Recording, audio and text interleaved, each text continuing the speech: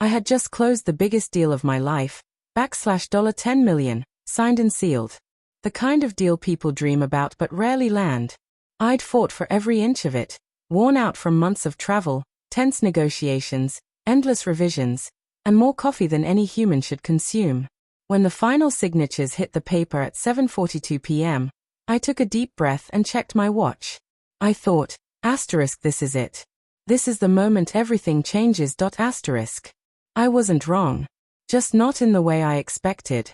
The client, a flamboyant billionaire with a love for theatrics, handed me a sleek black duffel bag. Not filled with real cash, of course not. The money itself was already moving through secure escrow. The bag was packed with high-quality replica bills, a symbolic gesture of the deal's magnitude. A dramatic flourish, he called it. Feel the weight of success, he said with a wink. I played along. When I got home, running on fumes but riding a high, my wife Ria was waiting. She looked beautiful, silk pajamas, a half-empty wine glass, soft music humming in the background. Her eyes lit up when she saw the bag. "What's that?" she asked. I kissed her on the forehead. "A trophy. $10 million in proof." She laughed, running her fingers across the leather. "Is it real?" "Technically. But no. It's all fake. The real funds are moving Monday. This is just ceremonial." Still, her hands lingered. "You trust me with it?" she asked, smiling in that way that used to mean everything. "Of course," I replied. "You're my wife." She giggled and said she'd keep it safe in the closet, just in case. I didn't think twice. I was exhausted. I kissed her goodnight and collapsed into bed. By morning, everything had changed. The closet was empty. Her side of the wardrobe, cleared out. Phones off. Car gone. And the duffel bag? Missing. On the kitchen counter, right where she usually left her coffee mug, sat a single folded note. "Thanks for the money, babe. I'm starting over with my boyfriend. Good luck starting from scratch. Ria." I stared at the note, unmoving. Then, against all logic, I laughed. A long, hard, uncontrollable laugh that echoed through the house. Because the bag she stole? It wasn't just fake money. It was bait. And it was traceable. Months before, while planning the deal, I'd had the bag custom made. Identical to the real thing on the outside. On the inside, stacks of crisp, legal replica bills and, stitched subtly into the lining, a discreet GPS tracker disguised as a brand tag. It wasn't paranoia. It was precaution. You don't operate in my world without backup plans. I opened the tracking app. There it was, moving southbound at 68 miles per hour on Highway 17. Next, I checked my home security cloud footage. 2:17 a.m. Ria slipping out the door in leggings and a hoodie. 2:19 a.m. She stopped by a car. Someone opened the door. She kissed him. The footage was grainy but clear enough. Darren. The guy who used to come over for poker nights. My gym buddy. The one who always made Ria laugh a little too loudly. The one who stayed long after the games ended. There he was, helping her load the duffel bag into his car, grinning like he'd just pulled off the perfect crime. I smiled. I knew where they were going. Around 3:30 a.m., the GPS pinged near a cabin on the outskirts of town, Darren's old weekend rental. Probably thought it was the beginning of their new life. Maybe they lit candles, poured champagne, imagined the future they'd just bought with stolen millions. Then they would have unzipped the bag and realized the money was worthless. My phone rang. Blocked number. I answered on speaker, sipping my coffee like it was any other day. "John." Ria's voice spat through the line. "What the hell is this?" "Good morning," I replied, calm and cheerful. "Enjoying the woods." "You gave me fake money," she snapped. "No," I said. You stole fake money. Important difference. "You planned this." "Of course. You think I made it this far without learning how to protect myself?" She cursed under her breath. "You're a psycho." I chuckled. "No, Ria. I'm a strategist. I only trust people who prove they deserve it. And you just proved why I don't." Silence. Heavy and bitter. "Oh," I added casually. "You and Darren might want to start moving." "What do you mean?" she asked, suddenly cautious. I refreshed the tracker. The signal was still strong. I let your little escape play out. But now? Let's just say I'm making some calls. I ended the call before she could answer. There was a lot to unpack. Heartbreak. Betrayal. The bitter taste of being played. But at the end of the day, I still had my deal. I still had the real money. And more importantly, I knew exactly who I was dealing with from now on. Let her run. Let them both run. They thought they'd stolen a fortune. All they really stole was Chapter 1. I reported the bag as stolen, listing names and locations. You wouldn't have expected it, but I already had.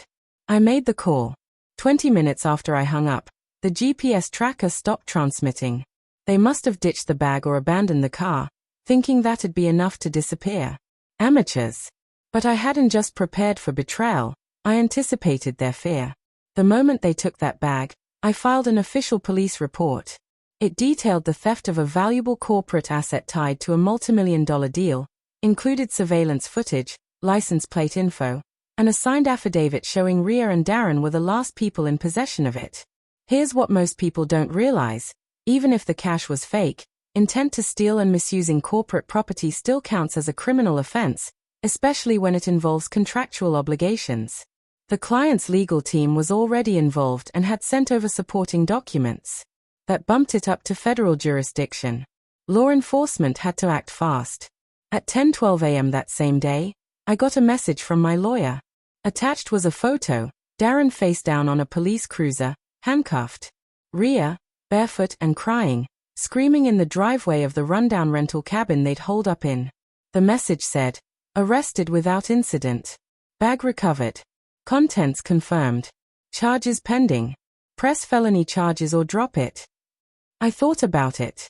And I smiled. 2 days later, I met with the authorities at the station to close things out. Ria and Darren were still in holding, no formal charges yet, but the DA was circling. I gave my statement calmly, provided all evidence, confirmed that the bag belonged to my company, and agreed to drop major charges, on one condition. Their arrest records stay public. No sealed files. No quiet deals. Ria's lawyer tried to plead during mediation. She has no priors. She'll lose everything if this sticks. Think of her reputation, he said. I leaned back. I am, I replied. And the next guy who looks her up will know what she's capable of. He looked stunned. She didn't just steal from a business. She stole from her husband and ran off with his friend. She can earn a second chance, but not a free pass. I signed the paperwork, stood, and looked him straight in the eye. Tell her good luck starting over. Ria got out on bail a few days later. No formal charges for now, but the damage was done. The arrest photo made its rounds online. Her career? Over by morning. Her friends? Vanished. Social media flooded with words like thief, snake, and gold digger. But what hit hardest came from her family. I never told them anything. I didn't have to. The internet did. Her mother emailed me just one sentence. "John, I'm sorry. We had no idea.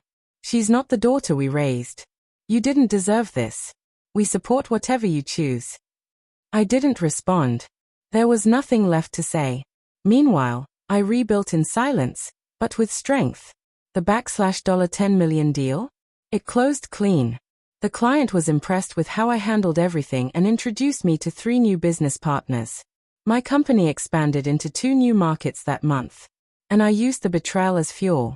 I published a post on LinkedIn titled What Betrayal Taught Me About Business. It never named names, but the message was clear. Protect your empire, even from those closest to you. It went viral. I got invites to speak at conferences. Book offers. A documentary pitch. While Ria struggled to piece her life back together, I was building bigger and stronger than before. Then came the final touch. I learned her new address through a contact in real estate. Small 1-bedroom unit in a rougher neighborhood, far from the luxury we once shared. I mailed a package. Inside, 1 fake bill, a flash drive with security footage, and a handwritten note. "This is what you stole. This is what you lost. This is why you'll never matter to me again." No threats. No drama. Just the quiet kind of closure that doesn't need to scream. It lingers. A year passed. It's strange how life evolves when you cut out the decay. I wasn't the same man who once handed over his trust in a duffel bag. I wasn't waiting for someone to love me back properly. I had grown, wiser, sharper, more complete. The business thrived. We opened 3 new offices. I built a core team that believed in integrity, earned trust, and never asked for shortcuts. I even began dating again, carefully, with patience. Not out of need, just interest. Because I no longer needed anyone to feel whole. Then, on the 1-year anniversary of the deal, I got a message from a burner account. No photo. No name. Just text. You won. I lost everything. Hope you're happy. I didn't have to ask who it was. I looked at the message, not with anger. Not even pride. Just clarity. And I typed back. You didn't lose everything, Ria. You just never earned anything to begin with. Blocked. Deleted. That was the last I ever heard from her.